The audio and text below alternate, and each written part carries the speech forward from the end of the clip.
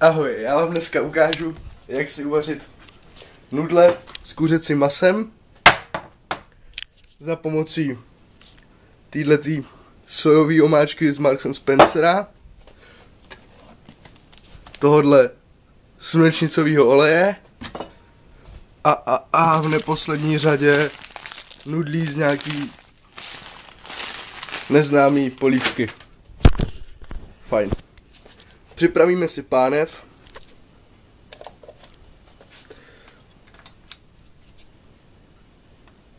Nevím, jak se s tím otáčí.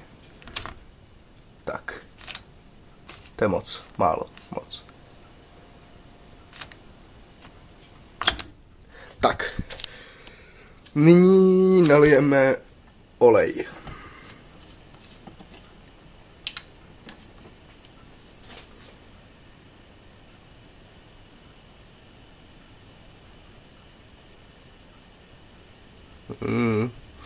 Zase to tam není moc. Tam to nesu. Vezmeme si vařečku. Rozprostřeme.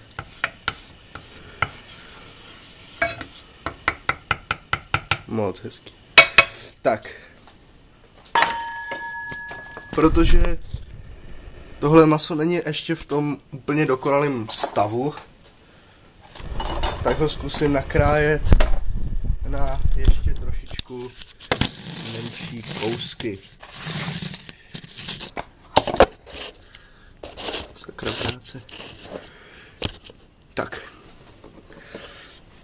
Takže si vezmu jednotlivý kousek, přidržím si ho kladivem a rozřežu na úplně malinký stopičky. Tady odkládám maso, co už jsem rozřezal, takže se podle mě ani nedá jíst. Tak. Tenhle kousíček. To je jenom tak na ukrácení chvíle, než se nám něco stane s tím olejem. Já vlastně nevím, jestli se začne nějak vařit, nějak strašně škvířit nebo něco, ale předpokládám, že mi to dá najevo. Tak, ježiš, tady mám takový velký kousky. Tak je všechny naporcujem.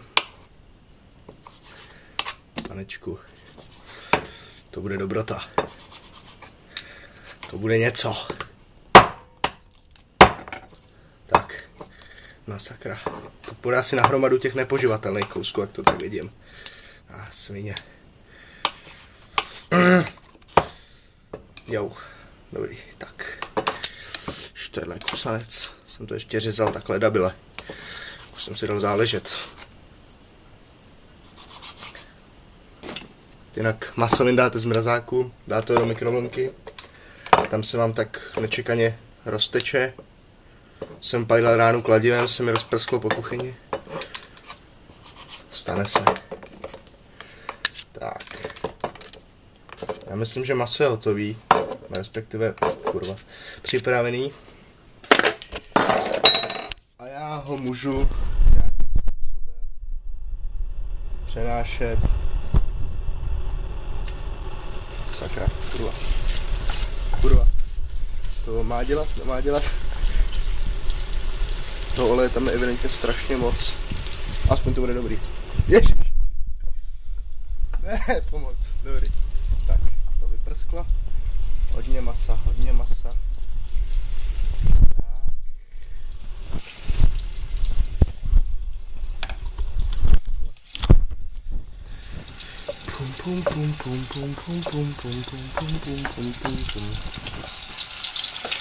Třeba bych si někam přidělat ten potňák.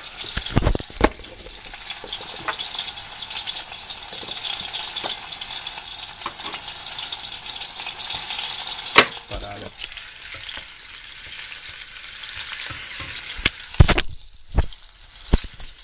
To smrdí jak ve fast foodu, to je dokonalý.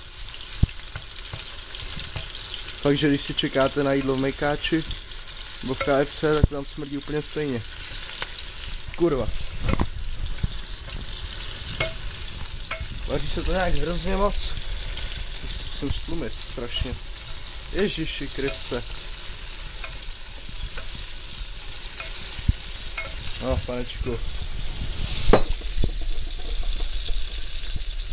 Dáme trošku sojové omáčky.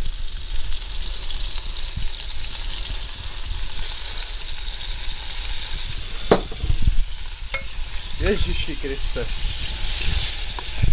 To je apokalypsa. Ale jak to voní? To by jeden nevěřil.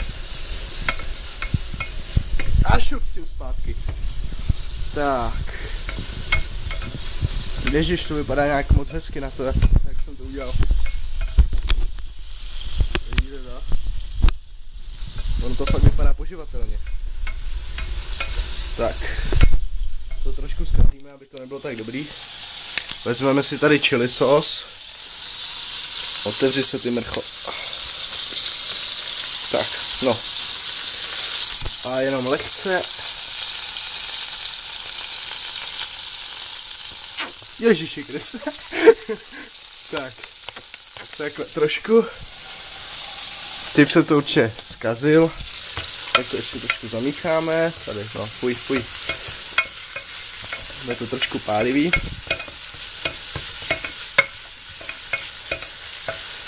Tak. Paráda.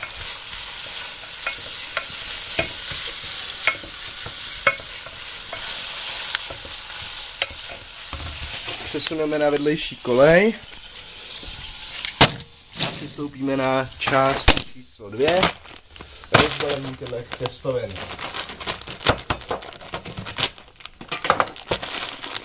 Ano, skutečně to jsou, ježiš, já jsem tady prozříst, no, nevadí.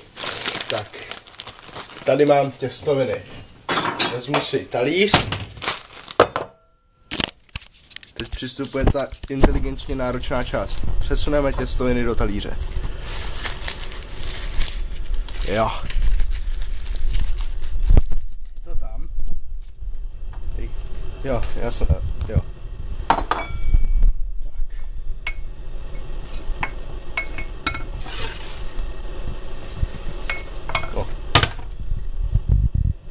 Tak, co teď?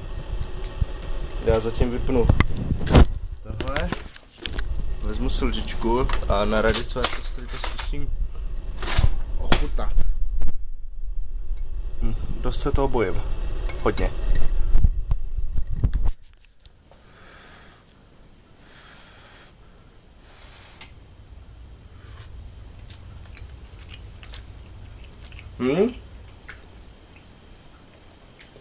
No je to perfektní v rámci mezí. Tak. Teď jsem značně znejistil. Potřebuji návod, jak tyhle nudle udělat.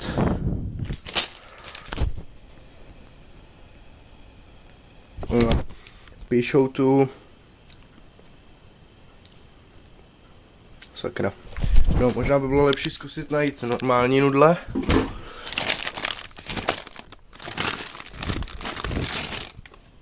V hledání normálních nudlí jsem selhal.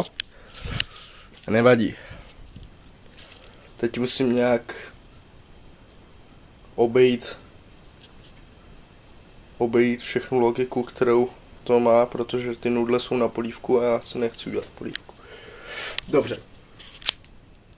Vyřešíme následovně. Nalijeme vodu do aparatury. Sakra.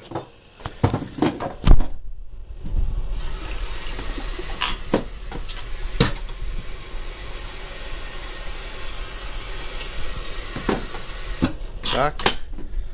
Celý stroj přesuneme sem. Vaříme. Tak. Tady si zamícháme s tímhle, aby to vypadalo, že něco děláme. Dojdeme si pro sůl.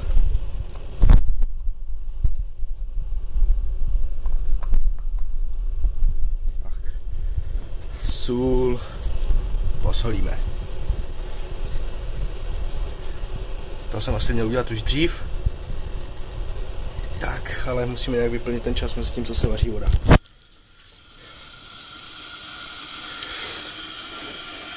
Paráda. Možná se mohl použít tenhle kousek. Malé panoráma mé kuchyně.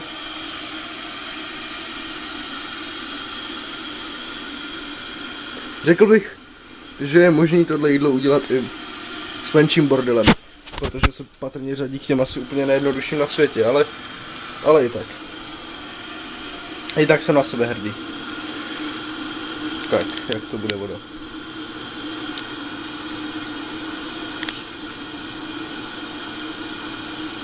No nic, já zaleju vodou nudle a v druhé části už uvidíme, jak to bude fungovat.